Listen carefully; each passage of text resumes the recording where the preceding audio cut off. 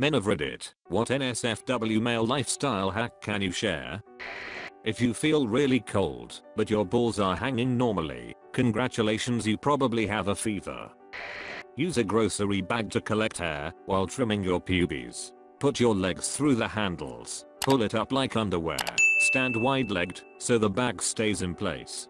But please close and lock the bathroom door so you don't give your so PTSD. Bro, if she's king you, she likes your, even if it ain't huge. But those us with normal still want to impress. Here's what I've done to provide a wow factor with my average lavestic. Go in as deep as you can. Deep. Then slowly pull out until you're nearly exiting the labia. Wait a bit, then just go in a tiny bit. Then back out. Do this with ranging depths. She'll want that full feeling of where you had been.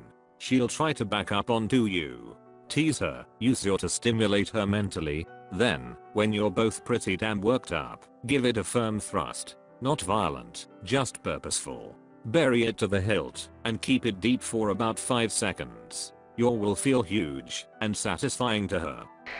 If another guy ever borrows your razor, say, my bull razor, they won't borrow ever again. If you imagine your toilet bowl as a clock face and you concentrate your pee stream at about 11 o'clock or 1:30 thereabouts, you can create a pretty sweet whirlpool effect. Double fun if you try to cancel out or turbo boost the flush swirl. If you pull apart your butt cheeks and use the right pressure, you can do silent farts 100% of the time. With practice you'll be able to do it hands-free. If you're standing and about to climax, bend your knees. Thank me later. If your partner is into hair pulling during sex, don't just grab the ends of the hair and pull. Get your hands deep into their hair and pull from the base. Put one of your balls in between your thumb and fingers. Apply a very small amount of pressure. Gently roll your ball between your fingers. Repeat for the second testicle. Congratulations. You've just checked yourself for testicular cancer. If you felt any hard lumps or anything out of the ordinary, see your doctor. If you check yourself regularly, you can catch it early. Although you may be one nut short afterwards, it's a hell of a lot better than having the cancer spread. Edit. Regarding what you should feel for specifically, here is some more info. The aforementioned hard lumps tend to range from being between the size of a grain of rice and a pea. U/Moose256 had a good comment that said a lump feels like the tip of your nose. Connected to the top of the testicle is the epididymis, or the tubes that carry sperm. These are very tender to the touch and some people confuse them with cancer. Another red flag to check for is a swollen ball. For some people it is painful, and for others it is not. Regardless, if you are concerned, you should get yourself checked out. Doctors do this all the time, so there is no reason to be embarrassed. Also, do not feel embarrassed about bringing this up to your parents if you live with them. Your health is their #1 priority and they'll be grateful that you told them. In case this wasn't clear, don't forget to check your third ball as well. Edit 2. Be gentle. Please don't pinch your balls with the force of a vice grip. As u/Hoodin-Ninja86 said, don't squeeze any harder than you would if you were holding a baby bird. I know it seems obvious, but it's easy to get carried away and bite off more than you can chew. Do Kegel exercises. I recommend while brushing your teeth or any other twice daily task. Hold 3 to 5 seconds, release for 3 to 5 seconds. 10 sets a couple times a day, aids stamina, orgasm control, even getting that last bit of pee out too. I assume good for prostate health as well, but I can't speak for sure on that. Can also make ejaculations more like dropping Mentos in Coke, rather than water leaking from a busted garden hose, so consider investing in protective eyewear. Buy body groomer clippers if you want to manscape. It's much easier, and a razor will just cause irritation, ingrown hairs, and chafing. Edit. There are groomers made specifically for buzzing around sensitive parts, and with a plastic guard you should be fine. That being said, always have to take care when trimming hair on the balls and shaft, pulling the skin tight and whatnot. Not so much of a life hack, but more of a diagnostic. Your body will almost always perform based on your lifestyle. Sex is a reflection of what you eat, how much you sleep, how stressed you are, and how much you want to do it. Almost all guys have felt that feeling when you wanna be full mass, but you're only getting 75%. What I'm saying, if you wanna get your sex life in prime condition, you gotta work on all the other parts of your life. If you have an unwanted boner at a bad time, flex your thigh muscles as hard as you can. Blood will go to your thighs instead. Not sure about the scientific explanations, but it works. Edit. You guys have a lot of tactics for dealing with boners. Wish I'd have thought of those during puberty. If you are shaving your pubes and need to shave hair on your shaft, get an erection first. It makes it much easier to shave. Also, coconut oil is a nice moisturizer for the dung. I saw a meme about pouring Gatorade on her after sex and saying good game. Do not do this. I've tried it. She just gets mad and ignores the obvious genius of humor that you are. Close your tabs immediately after finishing your research. Edit. Thanks for my first silver. It's inspiring to see so many others who indulge in the pursuit of knowledge. Use the flat of your tongue when eating her out. Don't do that tongue flicking thing unless you are being playful or mixing it up. Actually put pressure on her clit with the flat of your tongue. Not too much. You'll know right away how much is good enough, as you should feel it press against her pelvic bone just slightly. You're not licking so much as scrubbing.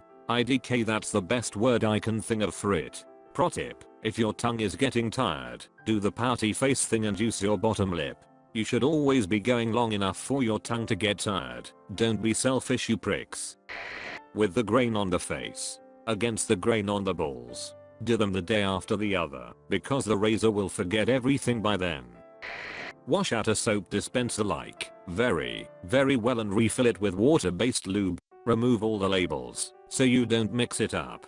During sex, it's easy to get more whenever you need it, and you should use it anytime you feel a lot of friction.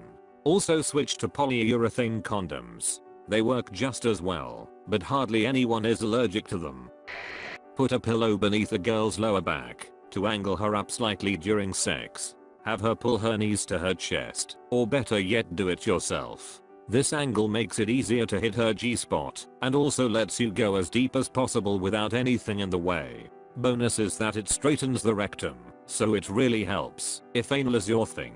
It's literally the only way my fiance ever wants it. Same reason that squatting when you poop prevents hemorrhoids. Wipe your butt crack with baby wipes before you get intimate. Well, while you're at it, do your balls also. Or take a damn shower, but baby wipes is quick and effective and can make the "hey babe, can you help me with this erection I have?"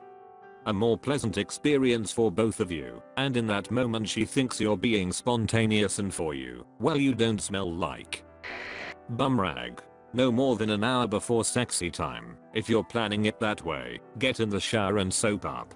Get good and squeaky. Take the rag and scrub up and down inside your ass crack until there's nothing left. Next, take some body wash and take a second pass with your hand this time. You need the dexterity in your fingers and balls under to the taint area, then finally going behind and right up the crack, taking care to hit every crevice along the way. Just be careful you don't stick a finger too far up, unless that's your thing. Rinse and repeat as necessary. When you're out of the shower, do a final wash of your hands with proper antibacterial hand soap to compensate for the fact that you've just had your bare hand halfway up your own ass. It's clean now, but let's not push our luck. It's grossly detailed in its execution, but if you do it right, it addresses a problem that most guys don't like to think about. We stink, often in ways only your partner will notice. And if you want good quality sexy time with no hang-ups, the first step is to eliminate that as much as possible. For myself, I've been doing it for years and it's foolproof. Even had a girl or two venture up there with her tongue. Not a lifestyle hack, but it's an NSFW thing most guys probably don't know. If you are limber and thin, have strong abdominal muscles and a sense of adventure, you can make your hole open up and in a bunch of air. Lie on your back with your legs over your head, toes touching floor near your head. Relax your rectum and tighten your core in a way that sort of forces your ass open by a vacuum created by abdomen. You can then push and pull and essentially suck and blow with your hole. It sounds gross, but it's really interesting and funny. I discovered this while in gymnastics around age 12. Our group was being led through stretches before practice, and the dude demonstrating, older guy, 20s I guess, made us lie this way to stretch. He got up to walk around and instruct people on form, then got back into position while we held the pose. After he put his legs over his head and his feet on the floor above his head, I heard a loud king smoosh sound come from his ass. He sorta snickered a little himself, but nobody said anything about it and quickly changed to a different pose. At first, I tried to convince myself he just beefed by accident, but I knew it didn't sound like escaping air, it was a king smoosh. I was fascinated enough to keep trying the same thing until one day the same thing happened to me. With practice you can control it more, and if you are thin enough you can actually create such a vacuum that you can naturally gape open, like you see people do in pornos, but without any penetration. Most dudes' dick pics aren't that sexy. The dick pic is usually very lazy. It's a picture of your genitals. If you're into women, think about what a random, no context photo of a vagina would do for you. Not much. Being sexy is about context. It's about teasing or telling a story. Usually that story is meant to be I'm aroused thinking about you. So use some staging strategy. Oftentimes suggesting your dick is hard without fully showing it is more sexy. Show some more context that is flattering to you. Abs, forearms, legs, etc. Add some expression. If you're not staging an erotic photo of yourself, you're not doing it right and the receiver will be unimpressed. Also, don't send people sexual photos without their prior consent. I feel like this goes without saying, but we know people do this anyway.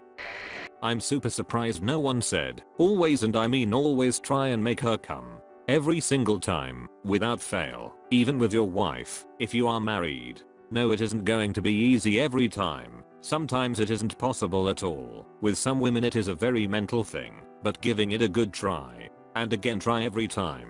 First, it is the right thing to do. Don't be a selfish. Second, she will appreciate it and will reciprocate enthusiastically.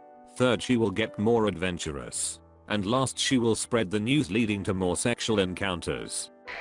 Engage in physical activity at least once a day. It can be anything from hitting the gym to a 50-mile training ride. The time spent with your thoughts for long periods of time, plus those sweet endorphins released post-exercise help keep the big sad at bay. Plus nobody made friends by doing nothing.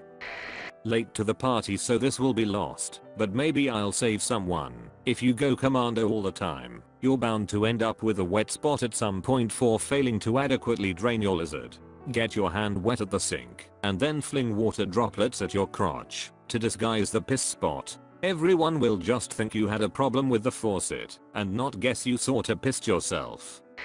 Shaving your face in the shower. I haven't bought a can of shaving cream in 30 years. When I get into the shower I wash my face first, then I wash everything else. The last thing I do is wash my hair.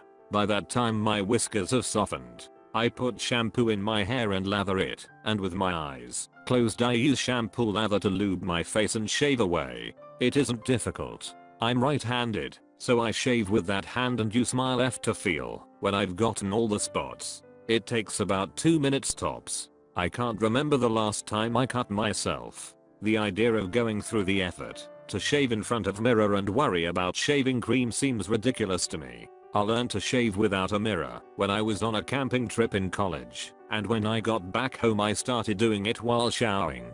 I never went back. I'm honestly surprised everyone doesn't do it that way.